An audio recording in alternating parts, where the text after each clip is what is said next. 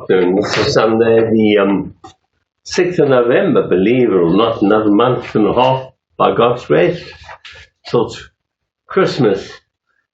Talking about Christmas, this verse in the very first book of the Bible, Genesis, I took the word in from the Living Bible. No, it was the the Living Bible. Yes, I got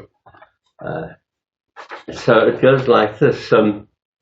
Right there in the very first book of the Bible, Genesis, Exodus, it's God's working through all the history of mankind with beginnings, and like a story, there's life and all kinds of things happen, things, good things, bad things, and so on.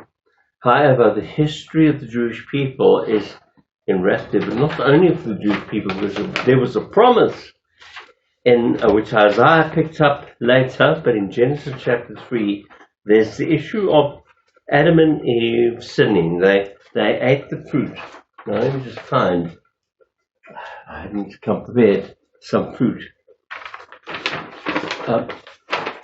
No, I haven't got anything here.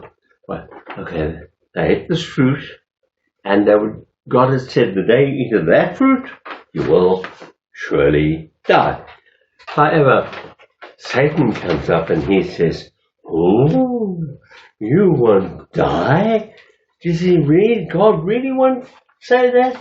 That's a lie, because he knows that the day you eat that fruit, you'll be like him, knowing good and evil.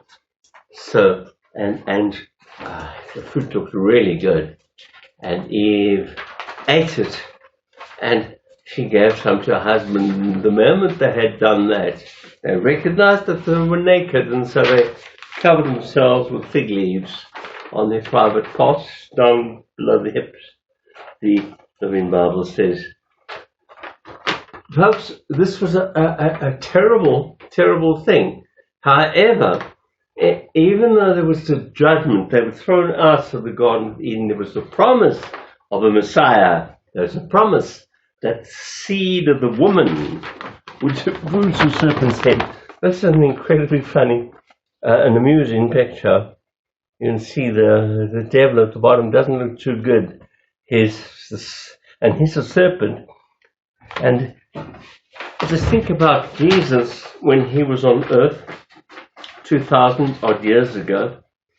He called the enemies his enemies, because they opposed him. They did not believe in him. That makes us God's enemies if we don't believe that he's there, that he created this cosmos, universe, created humans and everything. Dogs and cats and hawthorns and spiders and all these things are beautiful.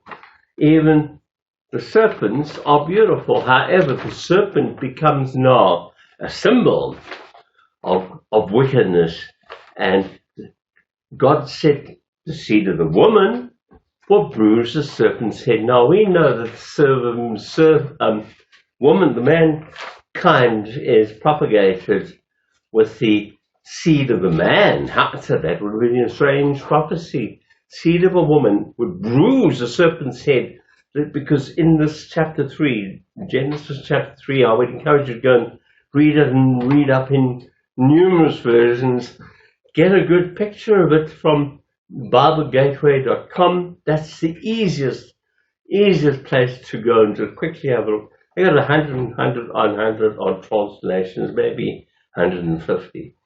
Folks, the important thing is that how we have a promise of the Messiah.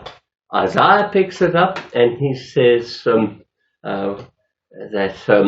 there was darkness and the light came out.